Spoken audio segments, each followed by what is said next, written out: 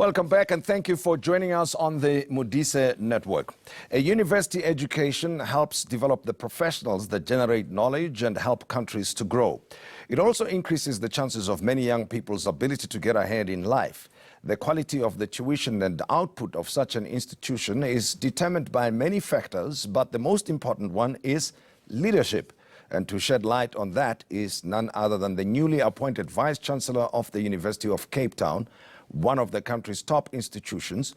Professor Mamokgethi Phakeng is joining us to tell us a bit more about her responsibilities as we celebrate her appointment. Professor Phakeng, a pleasure to have you with us on the show, and congratulations to you.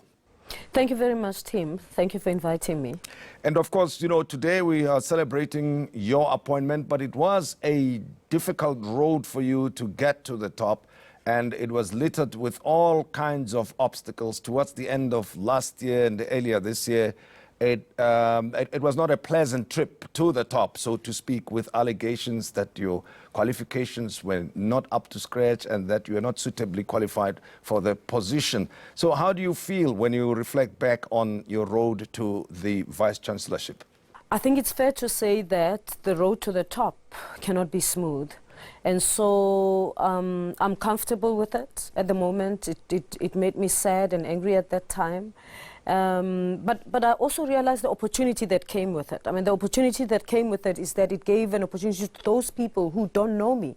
Even though, of course, my career has been public in the country, that there's some people who didn't actually know who I am and what I have done, that it gave them an opportunity to find out, to do their own research, and actually see exactly where my qualifications are, what my qualifications are and where they come from and what my standing is as a scholar.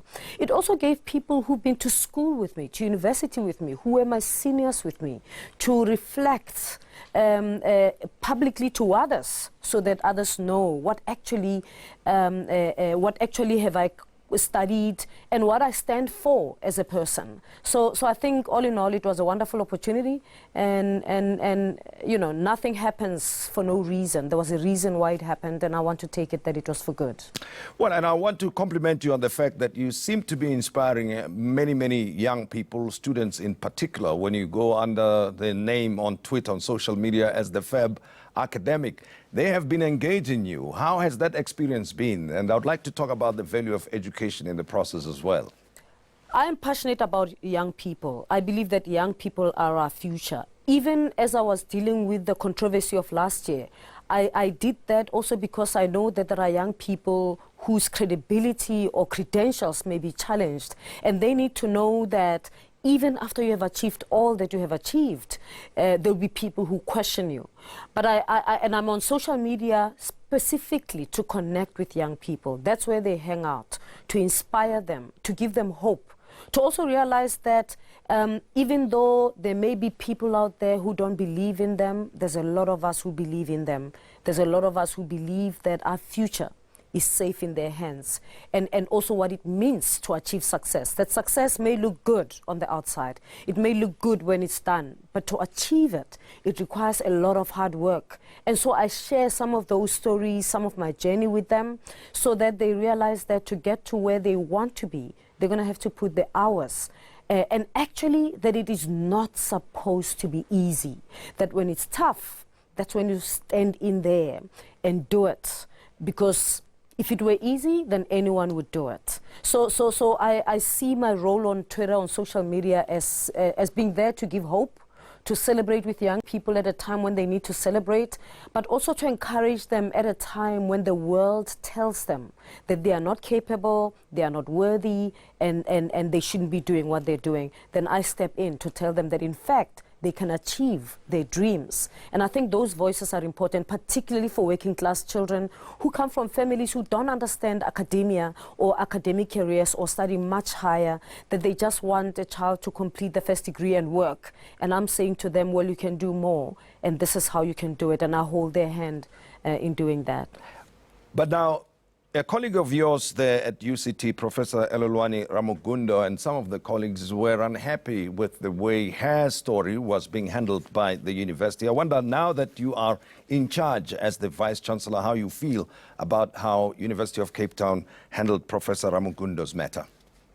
Tim, I'm going to try as hard as possible not to get into the Rama Gondo issue, because Rama Gondo has taken legal action against the university.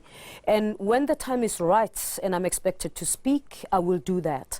I choose not to. All I can say is that we have a challenging task ahead. And Professor Rama Gondo has chosen to stay at UCT. And as long as she is at UCT and I'm the Vice Chancellor, I'm going to do all I can to draw on her strengths, because she's got a lot to offer the university and the country. And that much I have made clear to her. So it's in that context that I'm going to continue working with Professor Rama Gondo, who I have a whole lot of respect for.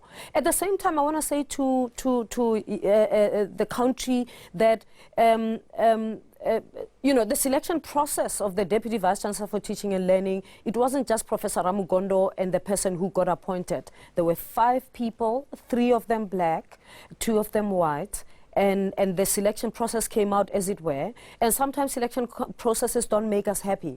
There's been situations where we didn't get jobs as well.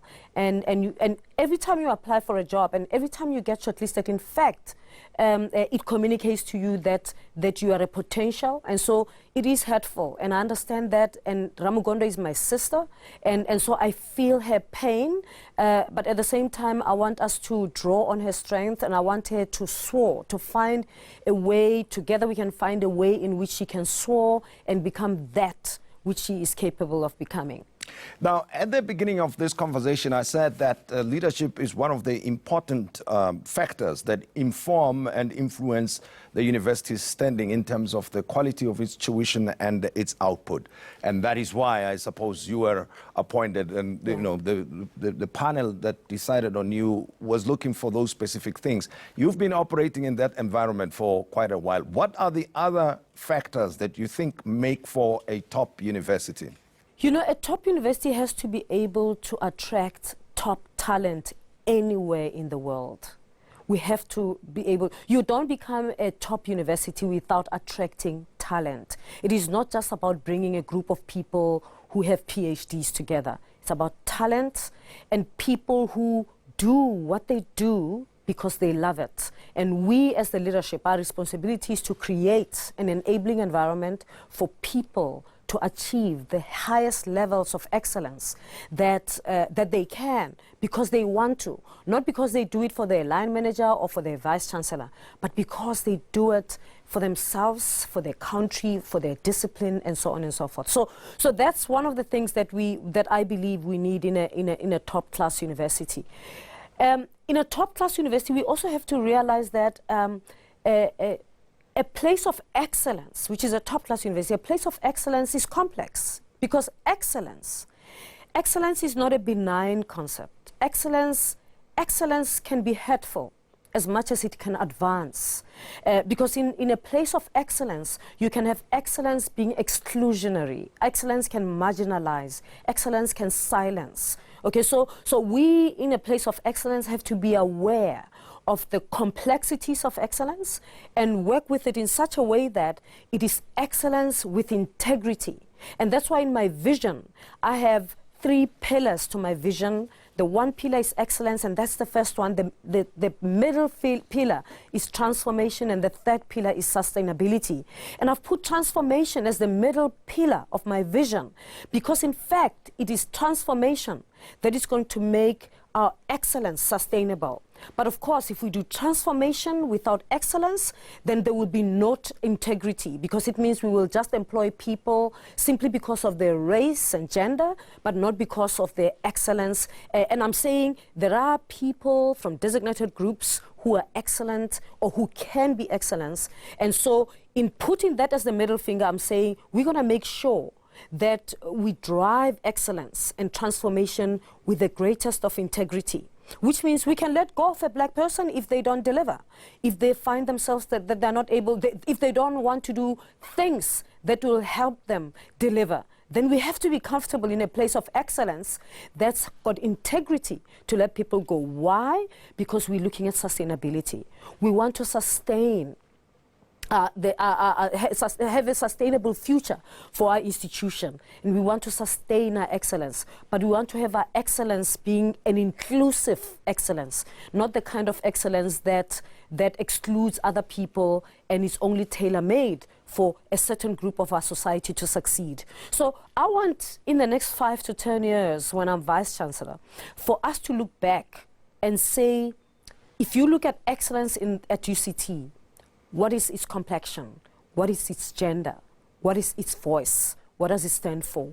And that we can only do if we look at transformation being more than just access, that it's also about participation, which means giving people the opportunity, the resources that they need to succeed. And so when you look at excellence, it's not just white males, but you can have excellence that's diverse. Professor Mamokgethi Phakeng is the newly appointed Vice Chancellor of the University of Cape Town. She's my guest, and we'll continue our conversation with her in a moment. You can also add your comments on our Twitter account. The hashtag is the Modise Network.